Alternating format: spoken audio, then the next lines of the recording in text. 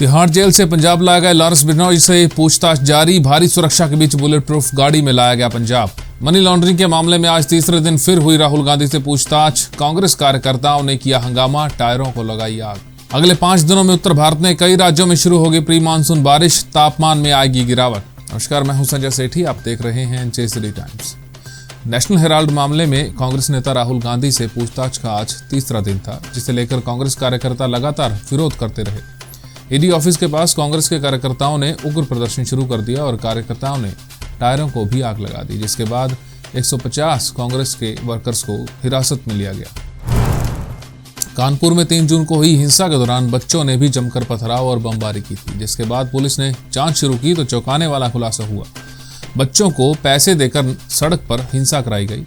हिंसा से पहले कई बार बिरयानी और कई चीजें खिलाई गई और उसके बाद उनको धार्मिक कट्टरता का पाठ भी पढ़ाया गया। तिहाड़ जेल से पंजाब लाए गए गैंगस्टर लॉरेंस बिश्नोई को मानसा कोर्ट ने 7 दिन के पुलिस रिमांड पर दे दिया है। अब लॉरेंस से पंजाबी सिंगर सिद्धू मूसेवाला की हत्या के मामले में पूछताछ की जा रही है। हालांकि उसकी लोकेशन को लेकर सस्पेंस बरकरार है। देश के ज्यादातर राज्यों में बारिश ने दस्तक दे दी है। दक्षिणी भारत में मानसून की वजह से बारिश हो रही है, तो उत्तर भारत के कुछ राज्यों में प्री मानसून की बारिश ने लोगों को राहत पहुंचाई है। उम्मीद की जा रही है कि जल्द ही देश भर के सभी राज्यों में मानसून दस्तक दे देगा। अगले 5 दिनों तक कई राज्यों में तेज बारिश की संभावना है। इन राज्यों में पंजाब, चंडीगढ़, हरियाणा, दिल्ली और उत्तर भारत के कई राज्य शामिल हैं। केंद्रीय कैबिनेट ने देश में 5G स्पेक्ट्रम की नीलामी को मंजूरी दे दी है। दूरसंचार मंत्रालय के एक प्रस्ताव के मुताबिक स्पेक्ट्रम को अगले 20 साल के लिए नीलाम किया जाएगा। नीलामी में सफल रहने वाली कंपनी इसके जरिए 5G सर्विस मुहैया करवा सकती है। ये मौजूदा 4G सर्विस से 10 गुना ज्यादा तेज होगी। अमेरिका की शिकागो यूनिवर्सिटी में अपनी सालाना एयर क्वालिटी लाइफ इंडेक्स में कहा है कि भारत में दूषित हवा से लोगों की उम्र औसतन 5 साल घट रही है। इंडेक्स के मुताबिक दिल्ली दुनिया का सबसे प्रदूषित शहर है। वायु प्रदूषण के कारण यहाँ रहने वाले लोगों के जीवित रहने की संभावना 10 साल और कम हो गई है।